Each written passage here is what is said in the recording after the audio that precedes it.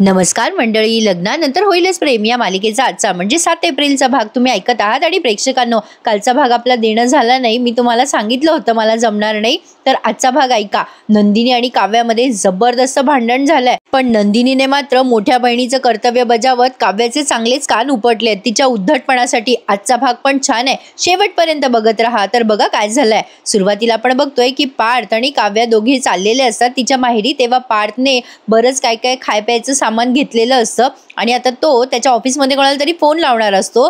तर तो काव्याला म्हणतो, माझा फोन न स्विच ऑफ झालाय, मी नंबर सांगतो तेवढं डायल करा बरं. आता तो जेव्हा नंबर सांगत असतो तेव्हा तो नंबर असतो जीवाचा. काव्याने तो नंबर डायल केल्यावर जीविका असं नाव येतं जे काव्याच्या फोनमध्ये सेव्ह आहे. आता पार्थ म्हणत असतो, लावला का फोन, द्या बरं जरा, जीवाचा नंबर आहे तो, मला जीवाशी बोलायचं आहे.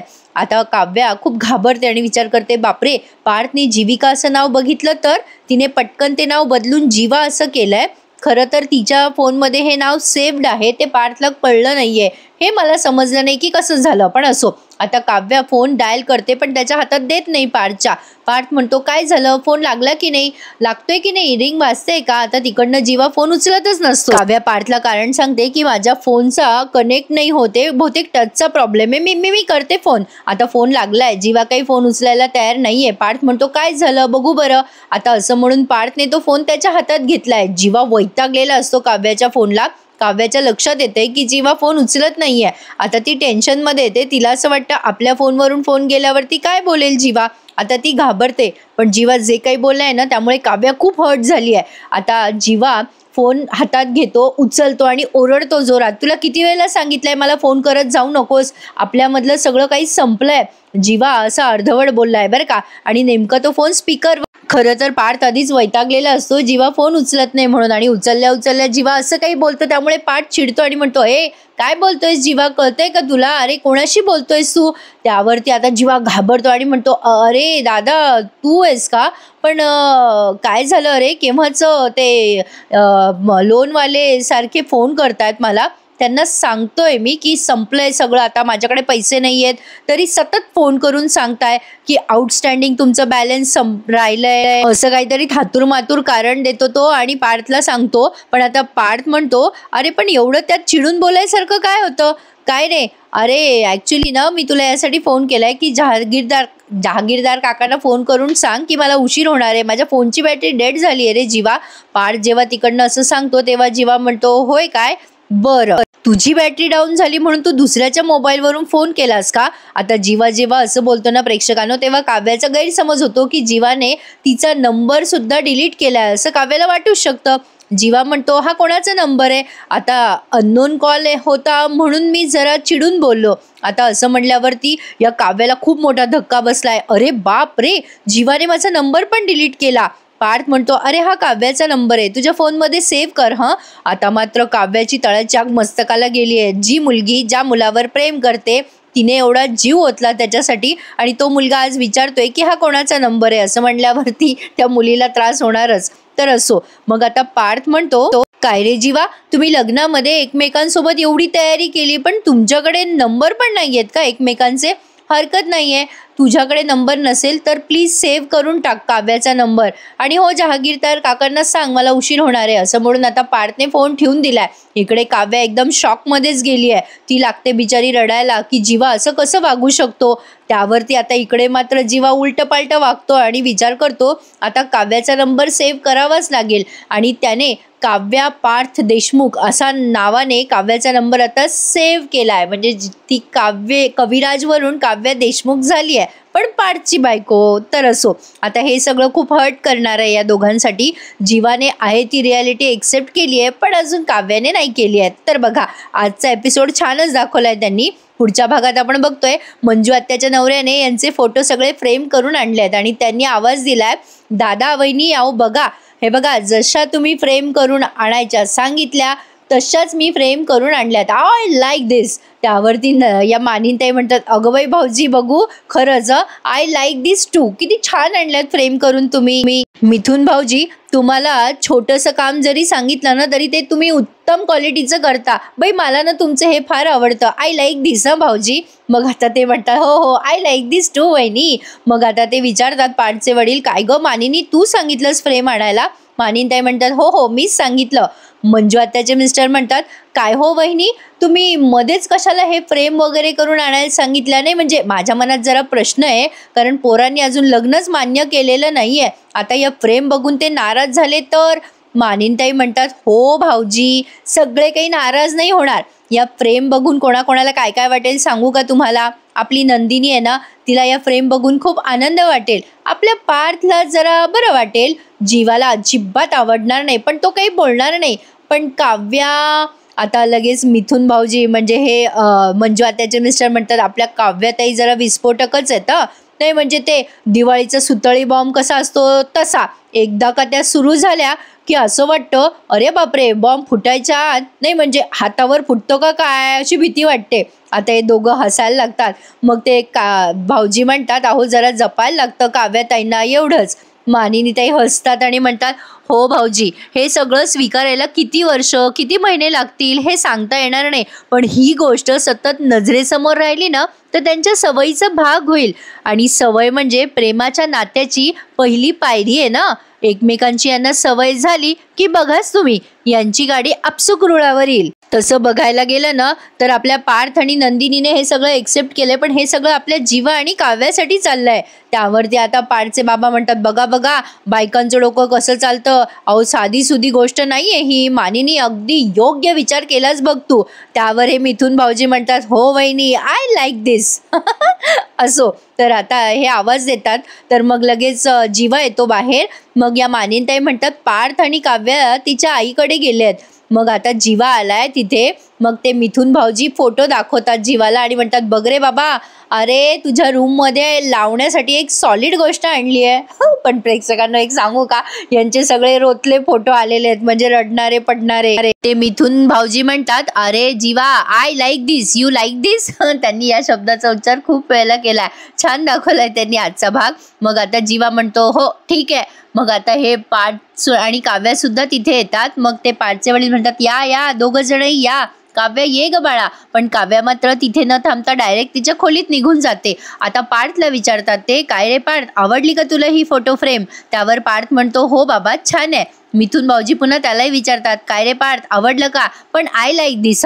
मग पार्थ म्हणतो हो काका, मला आवडली आहे. मग आता ते त्याचे बाबा म्हणतात ए पार्थ, तुमच्या रूममध्ये ठेव.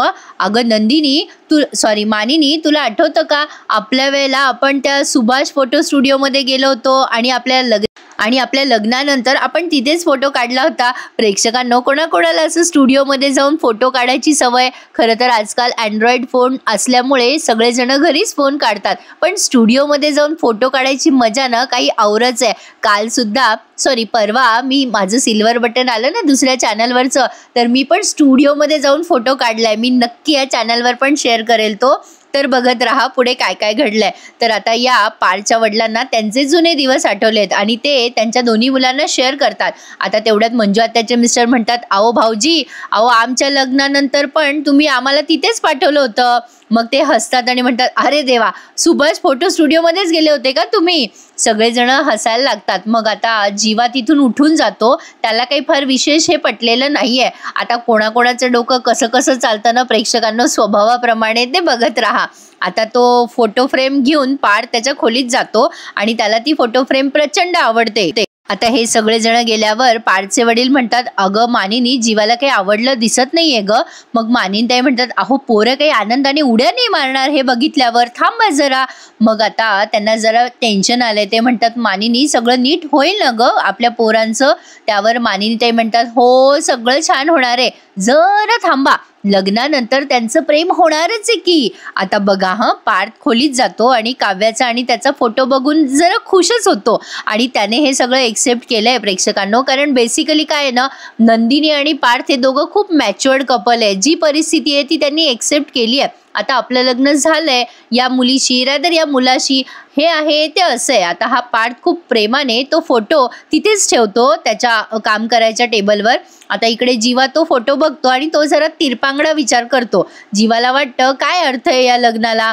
आता पार्थने त्याच्या खोलीत ठेवलाय आणि जीवाने त्याच्या खोलीत तो फोटो उलटा ठेवलाय आणि मनात विचार करतोय की या लग्नाला काय अर्थ आहे. पण आता बघा इकडे काव्या आंघोळ वगैरे करून येते, पण तिचं अजून लक्ष गेलेलं नाहीये फोटोकडे. ती विचार करत असते की जीवाने आज असं का केलं. एवढ्या दिवसापासून मी त्याच्यावर प्रेम करते, आम्ही इतके दिवसापासून रिलेशनमध्ये आहोत, मी स्वप्न बघितली होती जीवाबरोबर आयुष्य जोडायची, पण नाही, नियतीने हे काय मांडून ठेवलं माझ्या आयुष्यात. आता जीवा मी हे सगळं कसं पुसून टाकू रे, आपल्या दोघांमधलं नातं मी कसं पुसू, असं म्हणून आता ती रडत असते. तिला सगळ्या झालेल्या गोष्टी आठवत असतात, पण आता रडता रडता तिचं लक्ष जातं ना बाबा त्या फ्रेमकडे.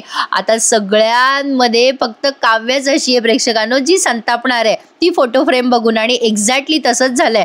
काव्या ती फोटो फ्रेम रडता रडता बघते आणि जोरात चिडते आणि म्हणते, ही फ्रेम इथे कोणी आणली. आता या हिचं आधीच डोकं भणकलेलं असतं जीवामुळे आणि त्यातनं ही फ्रेम म्हणजे आगीत तेल ओतण्यासारखं झालं की. आधी तर काव्या ती फोटो फ्रेम बघते आणि मग चिडून म्हणते, काय वेडेपणा आहे हा, या घरातल्या लोकांना शांत बसवलं जातच नाही का, असं म्हणून आता तिने ती फोटो फ्रेम अशी पालथी ठेवली आहे, तिला ती बघायची सुद्धा इच्छा नाहीये. आता असं म्हणून काव्या कुठेतरी गेली आहे बरं का आज स्वयंपाकघरात, आणि इकडे जीवाने ती फोटो फ्रेम पाहिली. आता यांचे फोटो पाहिले का कसे रडके पडके आलेत प्रेक्षकांनो. आता त्या जीवाने ती फोटो फ्रेम उलटी ठेवली आहे. प्रत्येकाचं डोकं कसं चालतं ना ते बघा. जीवा आता बोलत काही नाही, फक्त ती फ्रेम उलटी ठेवतो आणि तिथून निघून जातो. आता इकडे काव्या गेली आहे किचनमध्ये, तनफन करून तिचं डोकं दुखतंय, त्यामुळे तिला प्यायची असते कॉफी. आता ती कॉफी पीत असताना करत असताना चिडचिड करत असते. रम्या ते लांबून बघते. रम्या विचार करते, ही चिडचिड का करत असेल अशी, काय झालं असेल हिला. आता ती जवळ जाते काव्याच्या रम्या आणि म्हणते, काय गं काव्या, अगं काय झालं, चिडचिड का करतेस. काव्या तिच्याकडे बघते रागाने, पण तिला उत्तरच देत नाही. रम्या म्हणते, अगं काय झालंय काव्या, बोल ना. अगं तू उत्तर देऊ शकतेस मला, तुझं दुःख शेअर कर की. अगं दुःख शेअर केल्याने जरा कमी होतं.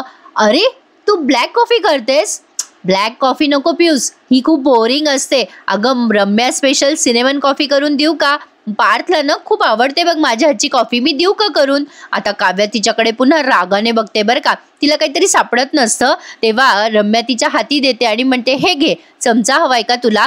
पण हे घेण्याच्या आधी मला सांग ना ग काव्या, काय झालंय तुला, का राग आलाय. रम्या खूप गोड बोलत असते काव्याशी आणि म्हणते कशी, काव्या अगं तुझी काळजी वाटते मला म्हणून विचारतीये. अगं काव्या, आपल्या वयामध्ये फार अंतर नाहीये ग.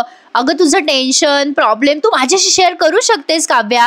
अगं तू ना मला तुझी मोठी बहीण समज. आता असं बोलल्यावर काव्या अजून संतापते, म्हणते, कशाला समजू मी तुला मोठी बहीण, काय गरज आहे. ए रम्या, उगाच जी नाती एक्झिस्ट करत नाहीत ना ती उगाच जोडायला येऊ नकोस माझ्याशी. म्हणजे काव्याचं म्हणणं पण बरोबर आहे.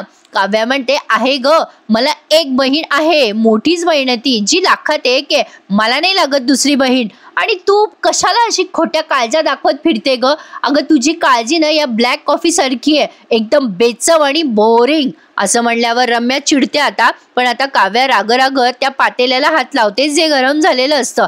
आता तिला चटका बसतो. रम्या म्हणते, अगं बाई काव्या चटका बसला ना. काव्या प्रचंड चिडचिड करत असते. आता ती रम्यावर जोरात ओरडते, कारण रम्या आता तिचा काव्याचा फोन वाजतो. तेवढ्यात रम्या उचलायला जाते, त्यामुळे काव्या अजूनच चिडते तिच्यावर आणि म्हणते, कशाला मध्ये करतेस ग रम्या. रम्या म्हणते, अगं तुझ्या हाताला चटका बसलाय ना म्हणून मी फोन उचलत होते.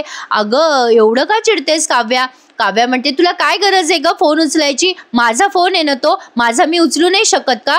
रम्या म्हणते, अगं काय एवढी बोलतेस काव्या. काव्या म्हणते, हे बघ तुला शेवटचं सांगते रम्या, माझ्या वस्तूपासून माझ्या फोनपासून लांब राहायचं. माझ्या फोनला पुढच्या वेळेसपासून हात लावायचा प्रयत्न पण करायचा नाही. आता काव्या एवढी चिडून बोलते आणि ती कॉफी जी आहे ना ती ओतते ती कपामध्ये आणि घेऊन जाते तिच्या बेडरूममध्ये स्वतःसाठी प्यायला. रम्याला समजतच नाही हिला एवढं काय झालंय. आता रम्या जरा तिरपांगडा विचार करते आणि ठरवते ही बाई जरा पिंडोकच आहे. आणि मनात विचार करते, ही फोनवरनं एवढा का तमाशा करते.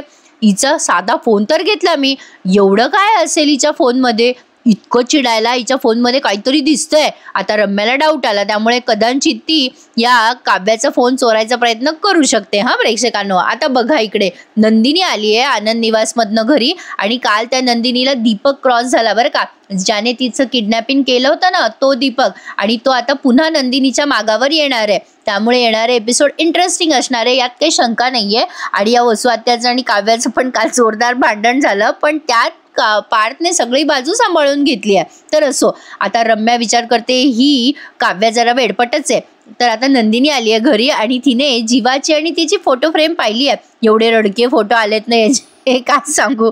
असो, तर आता नंदिनी विचार करते ही फोटो फ्रेम अशी उलटी कोणी ठेवली इथे. आता ती फोटो फ्रेम सरळ करते नंदिनी आणि हातात घेऊन खूप वेळ स्माइल करते आणि विचार करते इतके दिवस काहीतरी मी विचार करत होते, काहीतरी मिसिंग आहे असं वाटतच होतं मला. आता या फोटो फ्रेमकडे बघून कळतंय जे मिसिंग होतं ना ते आज कंप्लीट झालंय. किती सुंदर करून आणली आहे ही फोटो फ्रेम, कोणी आणली असेल. नंदिनी हा विचार करत असते आणि तो उलटा ठेवलेला फोटो सुलटा करून ती तिच्या ड्रेसिंग टेबलवर तो ठेवते, जो तिला खूप आवडलाय. म्हणजे पार्थ आणि नंदिनी यांचा स्वभाव किती मिळता जुळताय. पण प्रेक्षकांनो एक्झॅक्टली असंच असतं बरं का. अपोजिट अट्रॅक्टच होतात आणि जे पॉझिटिव्ह असतात ना ते 100% भांडतात. पण ठीक आहे, नंदिनी आणि पार्थच्या बाबतीत असंच होईल असं सांगता येणार नाही आपल्याला, म्हणजे झालं असतं असं म्हणते मी. पण आता एक्झॅक्टली हे दोघं जण त्यांच्या पार्टनरला किती छान पद्धतीने सांभाळताय ना ते आपल्याला या मालिकेत बघायला मिळणार आहे. सुरेख दाखवणार आहे ते पुढची कथा, त्यामुळे शेवटपर्यंत बघत राहा.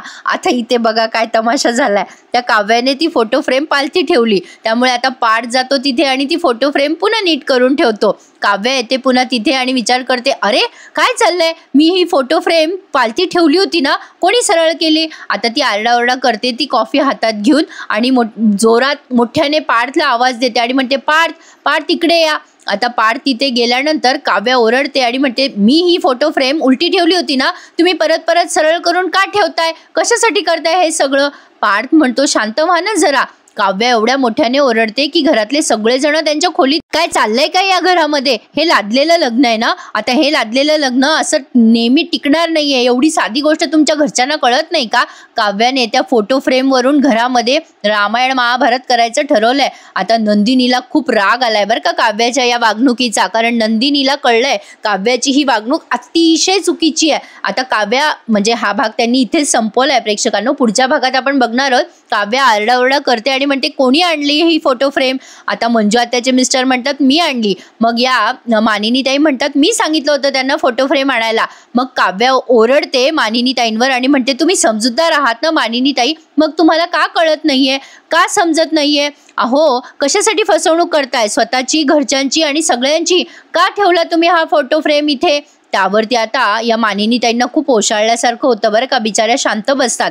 आता लगेच नंदिनी चिडते आणि म्हणते काय चाललंय काव्या, किती आरडाओरडा करतेस तू. काव्या त्या आपल्या सासूबाई आहेत, आपण एकमेकांशी सहमत नाहीये म्हणून तू त्यांचा अपमान नाही करू शकत. काव्या तू असा त्यांचा अपमान करू शकत नाही. मी तुझी मोठी बहीण आहे, तू जिथे जिथे चुकणार तिथे मी तुला बोलणार, लक्षात ठेव. काय वाटतं प्रेक्षकांनो, नंदिनीने अगदी बरोबर रागवलंय की नाही काव्याला. मला कमेंट करून नक्की सांगा. काव्याचं चुकलंच आहे आज, तिने मानिनी ताईंचा अपमान करायला नको होता. छान दाखवलाय त्यांनी आजचा भाग. मला कमेंट करून सांगा तुम्हाला कसा वाटला. तुम्हाला मागेच म्हणले प्रेक्षकांनो प्रत्येकाच्या स्वभावाचे काही विशिष्ट पैलू असतात. या मालिकेमध्ये एक्झॅक्टली त्यांनी हेच दाखवलंय. खूप छान दाखवतायत आता येणारे एपिसोड. तर बघूयात पुढे काय काय घडतंय. आजचा एपिसोड आवडल्यास आपल्या चॅनलला लाईक करा, शेअर करा आणि सबस्क्राईब करायला विसरू नका. आणि हो ठरलं तर मग या मालिकेचा भाग बघितला की नाही आपल्या दुसऱ्या चॅनलवर नक्की बघा. भेटूयात उद्या.